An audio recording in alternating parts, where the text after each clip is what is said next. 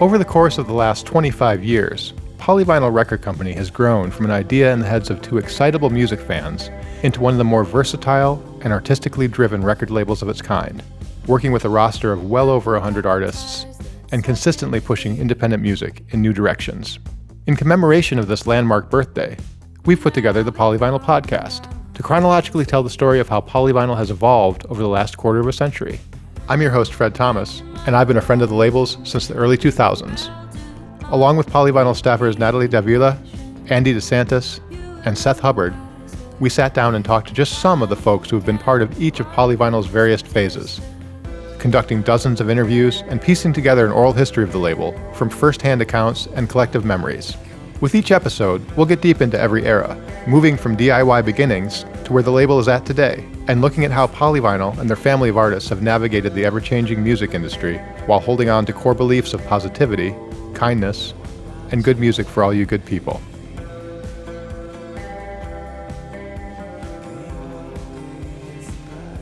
Hello and welcome back to the Polyvinyl Podcast. For a few months now, we've been sharing these episodes as we've moved chronologically through the last 25 years of polyvinyl history. And it's hard to believe that we're here at our final installment, covering the last 5 or so years that take us up to today. Before we begin, however, I'd like to take a moment to dedicate this episode to the memory of Jim Knight, who passed away earlier this year. As father of Polyvinyl co-founder Darcie Lunsford, Jim was one of the earliest and most foundational supporters of the label. Without the encouragement, love, and trust Jim showed to Darcie when she was still a teenager trying to make a dream into a reality, it's hard to say where the label would have gone, or if we'd be here today, talking about how much it's come to mean for the last 2.5 decades. Rest in peace, Jim, and thank you for everything.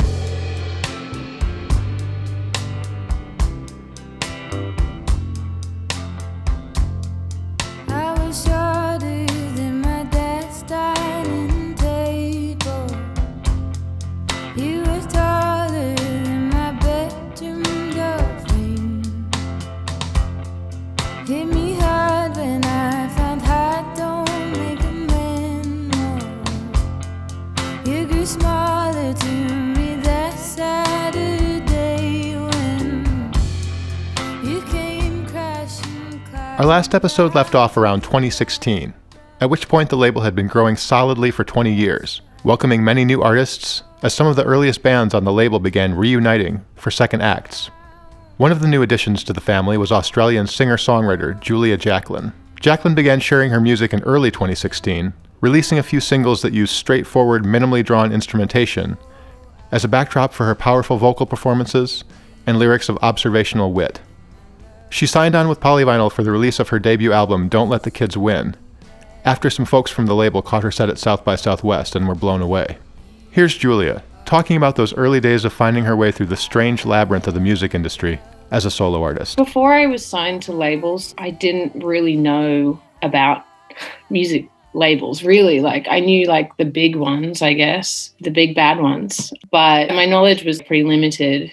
And then I played South by Southwest. I was advised not to go because people were like, oh, you don't have enough hype around you. It's going to be a big waste of time and a big waste of money. And I was kind of like, yeah, I get that for sure. I'm just going to go with my friends and have a holiday in America, save up, go and play some shows. So I don't want to sound like one of those people that's I didn't think anything would ever happen, but my expectations were genuinely very small. And then when I got there, I was suddenly in the music biz. I was surrounded by the biz, the big American biz. It was really exciting because there was more there for me than I was expecting. But it was also my first experience of being schmoozed by labels. I just couldn't get people's intentions, and the whole thing was just very weird. And then Polyvinyl was brought up. And when I was mentioning this to people, they were like, oh, Polyvinyl, that's very cool. They're very cool. People are like, oh, that's, they're real music heads. They're really into the music. That sounds obvious, but I genuinely felt like my first experience with being schmoozed by the biz It was like my personality was what was being sold, not my record. Someone's like, oh, they want to have a drink with you and talk to you. But then it didn't seem like they'd really listened to my record. It didn't feel like the music was the center point. It felt like I had to put on a bit of a personality show. And then I felt like with you guys, more so than any other label experience I've had, it just felt like it was very calm and it was very focused on the music I had made. That was so nice for me at that time.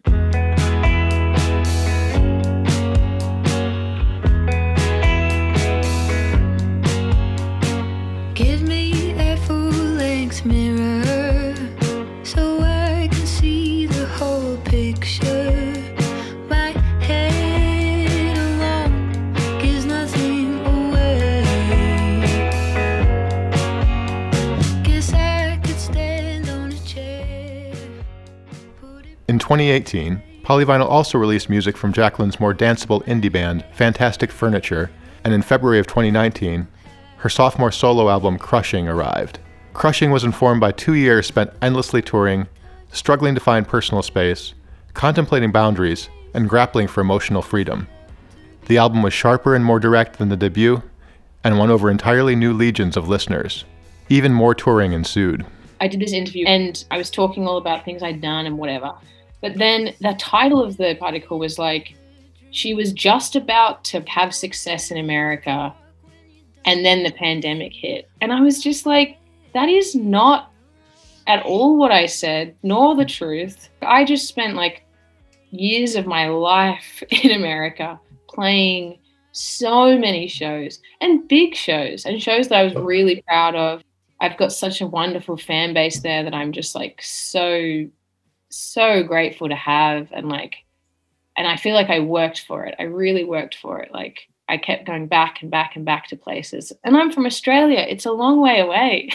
Yeah, I just think that kind of mentality permeates a lot of this industry where it's just like there has to be this illusion that you're always on the up and up instead of ever just being like, no, like I'm a working musician who's doing well and I'm happy. And if what I did was not enough to like be doing okay in America, like I can't really do anymore, like physically. Like I guess what should I write some like big radio song? I don't know, like what. I love being a musician. I love singing. I love writing songs, but like a lot of it is like pretty difficult in that you got to just like constantly improve yourself, and it never feels like you'll ever get to a place where you can just like relax for a second. Like it just feels like if you say no to things, then they'll stop being offered or whatever, which isn't true sometimes, but it also is true. I think going into the next round in the ring, I'll probably take things a little slower, lighter.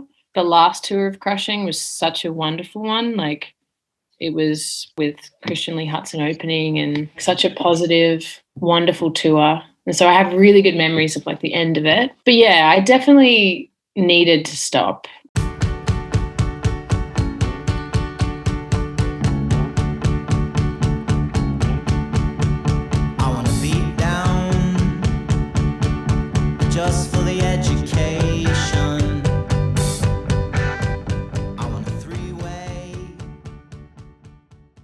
Along with Julia Jacklin, new Polyvinyl signees around this time included retrofitted pop singer Hazel English, former Foxygen member Diane Coffey, and indie supergroup Mr. Heavenly, a band that brought together once or present members of Man Man, the Unicorns, and the Shins.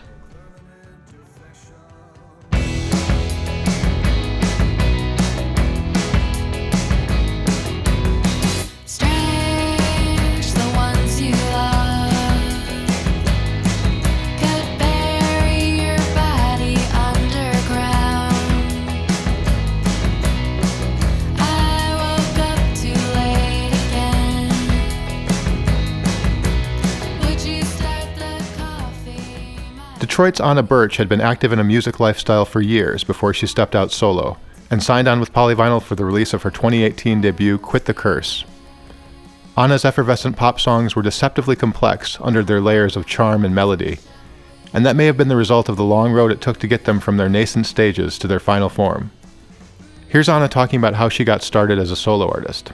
I came to songwriting a little bit later than most, maybe, but I was part of a touring band for years, kind of on and off. I wasn't really like that involved in the sort of like industry side of that band. I was kind of just along for the ride.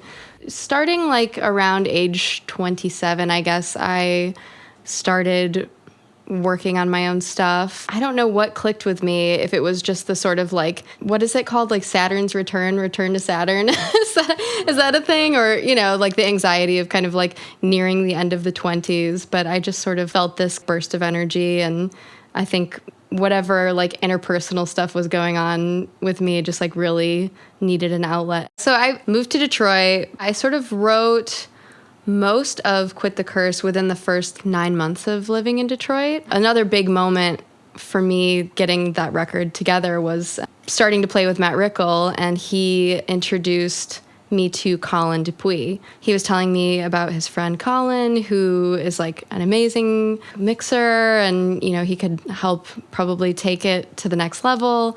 I was having like some issues with some of the songs. I got on a phone call with Colin, and we kind of like diagnosed some of the problems in the record, and we decided to do like one day of recording with my Detroit band and just like re-recorded, I think, 3 songs, and then he mixed the whole thing. And Colin has mixed My Woman by Angel Olsen Yes, and yeah. some Lana Del Rey tracks, and he's like a fantastic, talented engineer for Absolutely. sure. Yeah. It was very lucky getting to meet Colin and having him like, take the time and interest. That really helped get it to a place where I was like, wow, this actually, maybe has potential. I never even shopped it to anyone else. It was kind of like once I heard back from them, I was just, Okay, that's so interesting because I kind of saw your whole career crystallized at once, but from what it sounds like, it is more like a thing where you worked towards your first record for 4 years? Yeah.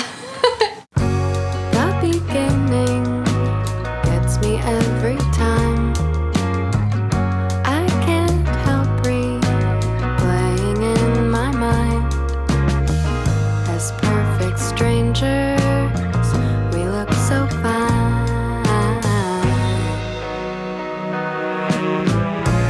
You couldn't see till you met me. After touring extensively in support of Quit the Curse, Anna returned in April of 2020 with her more restrained and inward-looking second album, If You're Dreaming. Tours and promotion in the works around the time of the album's release were canceled for obvious reasons, but we'll touch on that bleak phase of global happenings a little later on. Because Anna and I live not too far from each other in the same state, this was actually the only interview of the entire podcast series that was conducted in person. After chatting about her background and biographical information for a bit, we got into talking about tours we'd been on together, and some of the ridiculousness that happened along the way. What is your recollection of our show in, was it October of 2018? Yeah. Okay, so we were on a little tour, and we played at in New York. Yes. How do you remember the show? I remember that they really needed to get us off the stage to make room for Drake Night. Correct. That is the correct remembrance. And that they also had like a very strict decibel level for our show.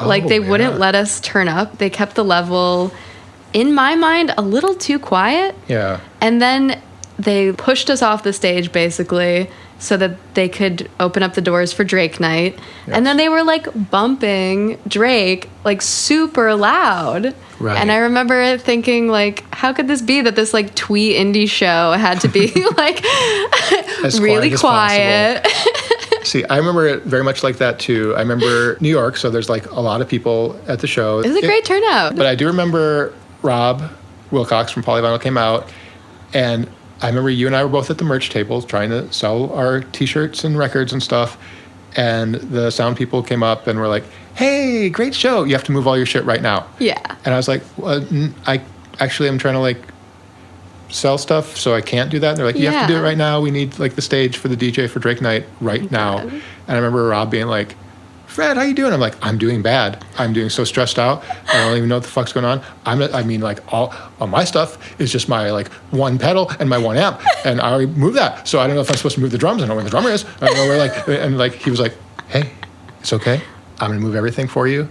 I'm gonna put my drink down, and me and my girlfriend are gonna go and do this right now. Super, just like textbook of de-escalation techniques. Absolutely. So that was so sweet.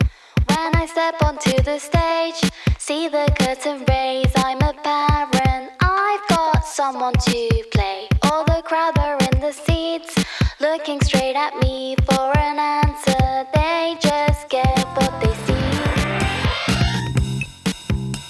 It takes much more than just learning. South London-based hyperpop band Kero Bonito were already well into the initial phases of pre-release promotion for their 2018 album Time and Place, when they linked up with Polyvinyl in an almost absurdly unusual manner. Here's Kero Bonito's Gus Lobban recounting how it happened. We'd actually started what was the Time and Place album campaign in around February 2018 with the single Only Acting and the EP around that Totep.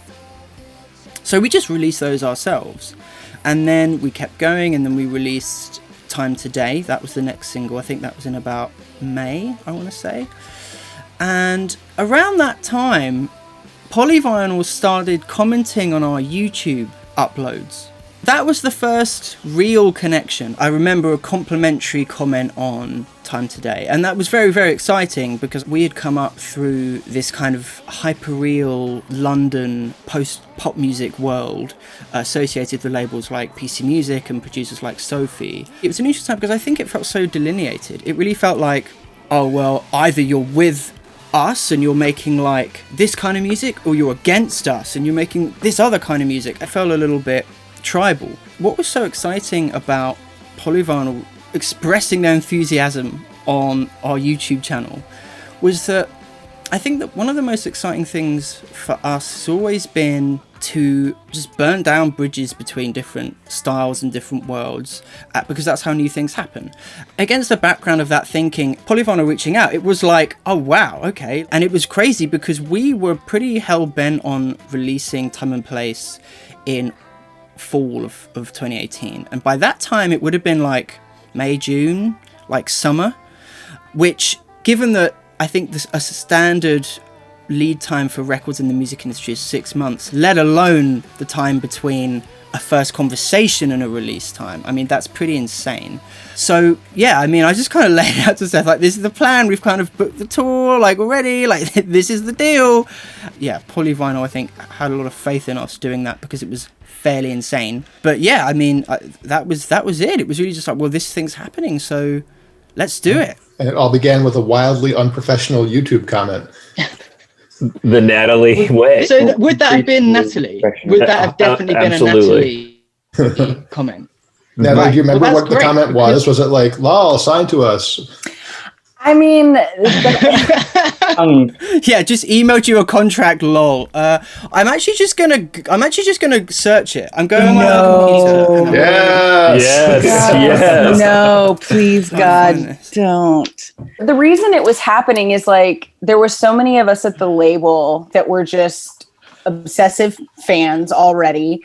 And it was just kind of this ongoing conversation where it always felt like, oh, there's no way. They're so massive. We're talking about it all the time and we're super into it. And then we're like, we haven't even expressed to this, you know, Yeah, I know. we got to actually say something. And I think sometimes people get embarrassed about being fans. I mean, I think that's where I come at A&R from that perspective of being a fan first. And then if it leads to something via asinine YouTube comments.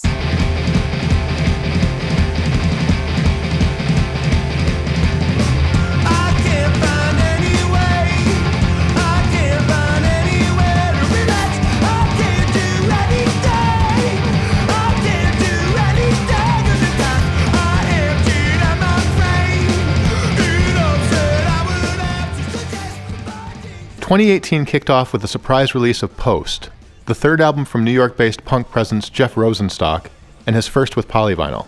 First with his band Bomb the Music Industry, and then as a solo artist, Rosenstock established an identity of extreme independence, self-releasing his music on his own quote-unquote records, a digital label that operated on a free or donation-based model as early as 2007.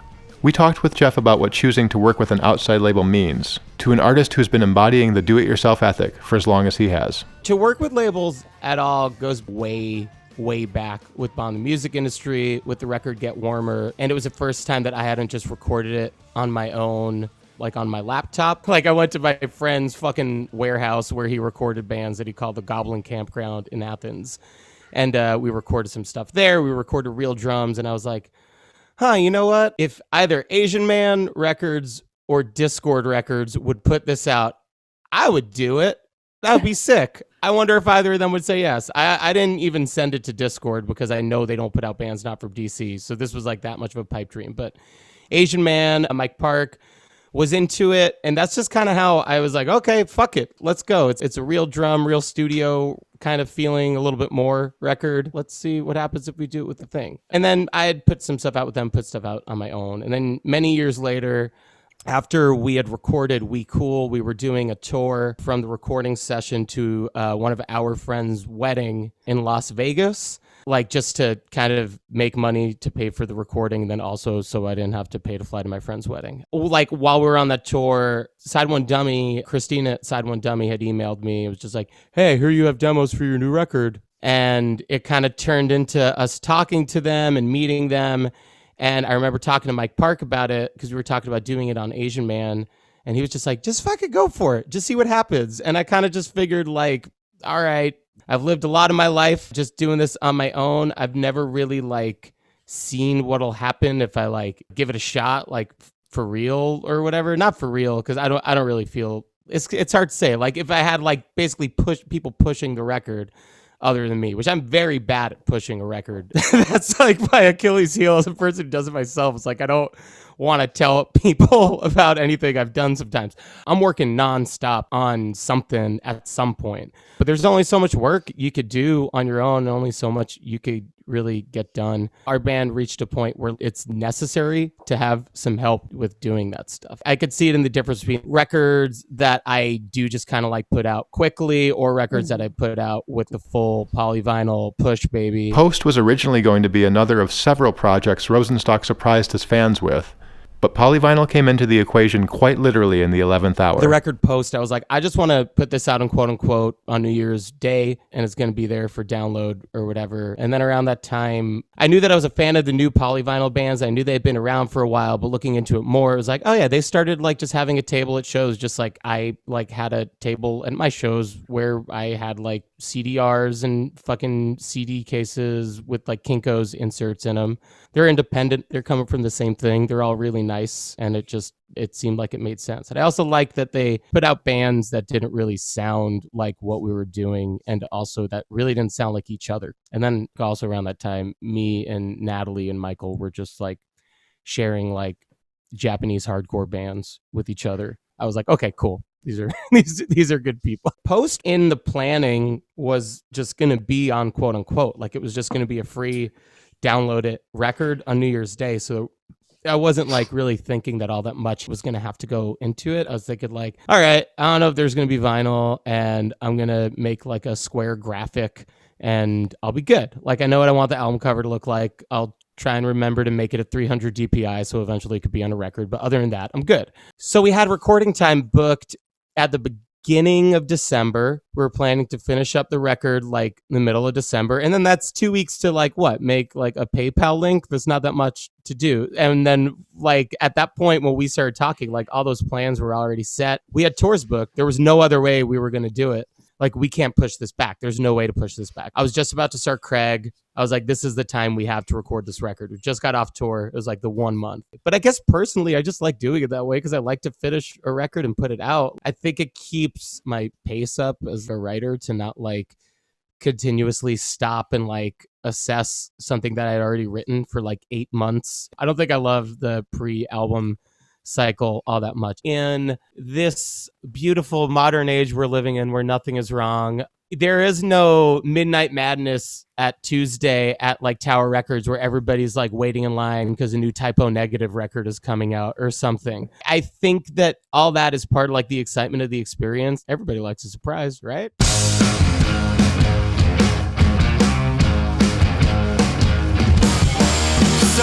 Sometimes I wanna take the car out on the road, flip it into park and smash myself into a million little pieces.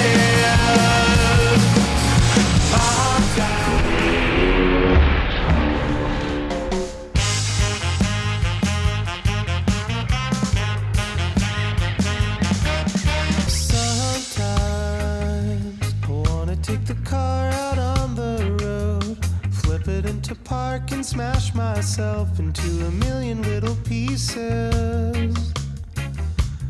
I'm tired of knowing what Polyvinyl released Rosenstock's No Dream in May of 2020, after what had already been a long gulf in touring for Jeff and his band, and at the start of a time when touring plans were becoming shaky at best. Almost a year after No Dream was released, Jeff had the ingenious idea to re-record the album, only this time with each of the songs reworked as faithful ska renditions. Coming from a background that included earnest love for ska, this wasn't a joke, and Ska Dream was as much of a statement as No Dream, just injected with the fun and celebratory vibe of high-energy ska. We knew it. We should have just made it a ska record. We fucked up. Finally, the pandemic has allowed us to correct course.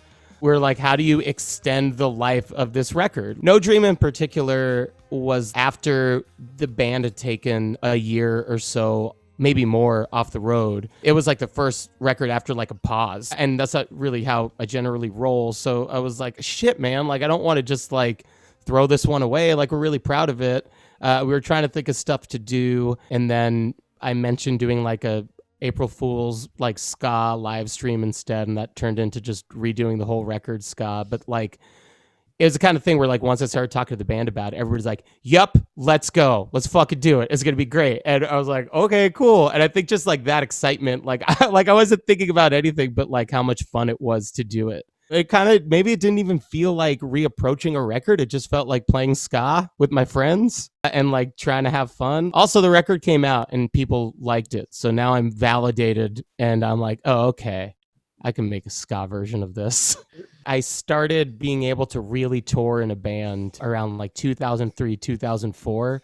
So there's all I've seen like from, I guess, mainstream rock and roll has basically been like ska shaming people. I'm like, I know you all like ska. It was a beautiful thing to see, and I hope ska continues to like not just get shit on. You still saw people shitting on it, but then you'd see people be like, yo, what's your problem? Who cares? When something both consumes you as a passion and also becomes a thing that is your profession, it's like, how do you relax with music when you're thinking about music on this whole other level? I get caught up in all that shit too. Ska Dream was fun because it was half just like fucking around and let's do whatever, and also half like, okay, we have like 5 days to make this record, so we have to have fun and do whatever very fast and get it out right away. As the 2010s came to a close, Polyvinyl also began working with new signees Post Animal, Grapetooth, and Shy Boys, while releasing new work from longtime label presences like Of Montreal and Shoo Shoo. If you've ordered any physical merchandise directly from Polyvinyl anytime between 1996 or so and today, it's almost 100% likely that you opened the package and found not just the record or t-shirt you ordered, but also the added bonus of an Airheads candy or two. Flat, vegan, delightful, sugary, and impervious to most weather, Airheads have become the unofficial trademark extra of the Polyvinyl mail order department. A simple way of going a little bit further to show abundant appreciation for all the support. Here's Darcie Lunsford explaining how she started packing Airheads with orders many moons ago, and how it caught on. So I tried several different candies, but when it came to LPs, I couldn't get really something flat enough to go in with an LP. Airheads worked perfectly, and then it just caught on, and now we can't send any order out without any Airheads, because if we have an Airhead missing in an order, the customer is sure to let us know about it. So you seriously get emails like being like, thanks so much for the record. Where were my Airheads? Yeah, straight up. Really? Yeah, forgotten about. People will absolutely tell us about it. Don't forget my Airheads, you know. So I started the Airheads. And then the other thing I always would do is I would personally write Valentines to all the customers. I just wanted to do extra with our mail order and just show the customer how much we appreciate them. So I always would throw in extra stickers or buttons, but the Airheads, they just stuck. And I just had to go into Sam's because there was an Airhead shortage. And so they were freaking out in mail order. And I thought, well, we can't be without Airheads. Is the company Airheads aware of Polyvinyl? Do you guys have contact? So that's the funny thing. We have hit them up so many times. And as Darcie said, as uninteresting as it is, we literally buy them from like Sam's Club. We don't like have any relationship with Airheads. We've never been able to get them to like give us Airheads or sell us Airheads at like wholesale prices. Like, they did send us a goodie package of other Airhead products, but it's like, no, you're missing the point. We want to go direct. We want to do like a split release between Airheads and Polyvinyl of like. Maybe we could make an Airhead LP, like make it out of Airhead. We need to press a record on an Airhead. Yeah, one-time play. Yes, one-time play and then eat. That's amazing. See, I thought like at this point you would have had like a direct line to like Alex Airhead or whatever. Yeah, we've like tweeted them and stuff. We've written to them, and it is a funny thing. Like we just have never been able to get them to actually like be excited about the relationship. Yeah, Polyvinyl Airhead relationship. I mean, come on. We need to do like a collab, and they are not there for it. If by any chance someone from Airheads happens to be listening to this podcast, consider this a formal plea. Please get in touch with us. Stop denying the beautiful union that's been waiting to be accepted for so long. At this point, Polyvinyl and Airheads qualify for common law marriage status in most states. Please, just get in touch with us. It could be so sweet. By myself, I don't think anybody else even cares if all is well. You're only thinking of yourself. It's a long way down. It's a long way down for me.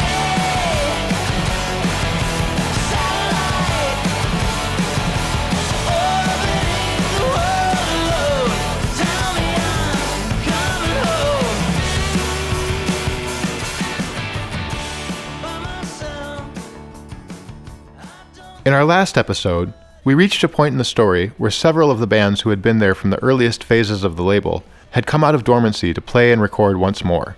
Around the 2014 mark, Braid, Rainer Maria, and American Football were all back in action after some time away.